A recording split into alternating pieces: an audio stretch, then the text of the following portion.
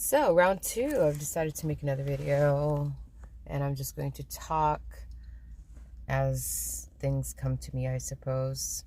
Um, so, I was thinking about my interactions with people, and I was thinking about how some of them make me feel good, while others make me feel bad. And this kind of ties into my previous video on triggers. Let me tell you, nothing is personal unless you make it personal. Nothing is good unless you make it good. And nothing is bad unless you make it bad. And I feel like when you make something good or bad, to some degree, that's where division begins. That's where war starts. And that's when you become disconnected from that place of peace within you. And because nothing, if you look at it from a very higher perspective, that may not be the right way to describe that, but if you were to look at it from a more holistic perspective, that's the term I was looking for. Nothing is good, nothing is bad, nothing is wrong, nothing is right. Everything just is. And we are labeling and judging and compartmentalizing everything into different things. How do I say this? Oh my God, this is so complex.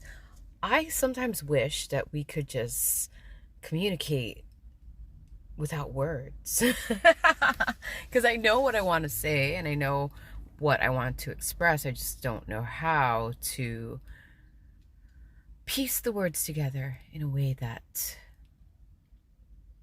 will make sense. However, let's just get into this. So, nothing is good, nothing is bad, nothing is wrong, nothing is right. Everything just is. And nothing is personal unless you make it personal. Everybody is just kind of experiencing life in their own way, as you are experiencing life in your own way. And a lot of conflict occurs when we create the division, when we start categorizing and labeling and judging things because they do not, or they do align with our expectations. The expectations are created by the mind, and the mind likes stimulation. And in order to create stimulation, it wants to participate in games.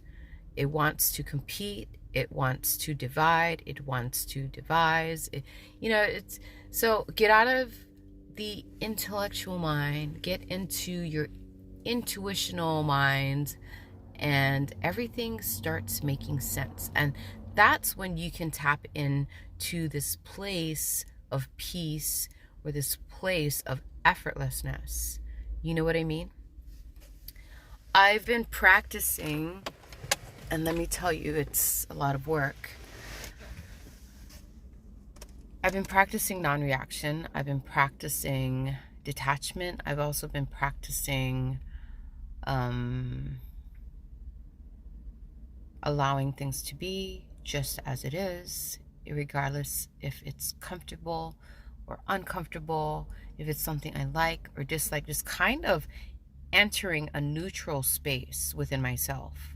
And that's when you will find the remedy to suffering, by entering the space, by being able to make peace with everything just as it is, instead of trying to make things the way you want it to be, instead of taking things personally. It's because everything is very impersonal. I'm not saying that you lose compassion or empathy or love. I mean, how do you define love, really, though? I feel like there's so many variations and definitions of love out there, but I'm talking about unconditional love. Like, if you would like to encompass and experience and radiate unconditional love, you have to enter this space within yourself that is not judgmental and not divisive and not conditional. I don't even know if I'm making sense. I just know that I've been practicing daily to not let things shake me and to be comfortable with the uncomfortable, to make space for things to be just as it is. You know what I mean? I've spent my whole life looking for a remedy for suffering, not only for myself, but for others. And I think that this is the medicine that we need. And in order to access this, not only on an external level, but an internal level, a lot of clearing needs to be done. So if you were to look at, again, your triggers, they kind of point you into the direction of like traumas that you've been holding on to for most of your life, traumas that you've been given ancestrally, and being able to sit with these things and make peace with them so that you can go out and make peace with everyone in your interaction. Does that make sense? Because everybody is dealing with their own shit, and everybody is carrying a load of stuff around emotionally that's emotionally heavy and draining and taxing. And you know, when they come to you and they haven't healed these things, you know, they have a tendency to project. But the projection is not personal.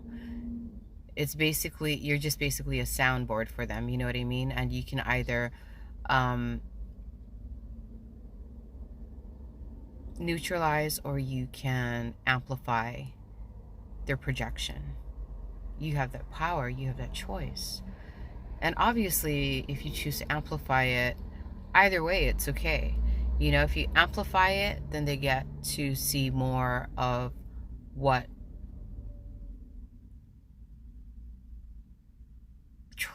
I guess they get to see their trauma more. I don't know what I'm trying to say. I do, but I don't. If you neutralize it, then you can actually become a person who clears spaces and uplifts the energy of a person and a place. Does that make sense? Oh my God, I just want to share all of this and I just don't know how to put it into words. Anyhow, if you made it this far and you could assimilate what I just said, that's amazing. If you didn't make it this far and you can't assimilate, that's cool too. I think we have the ability to share our insights and thoughts and information with others in order to help them to elevate themselves, or in the opposing direction.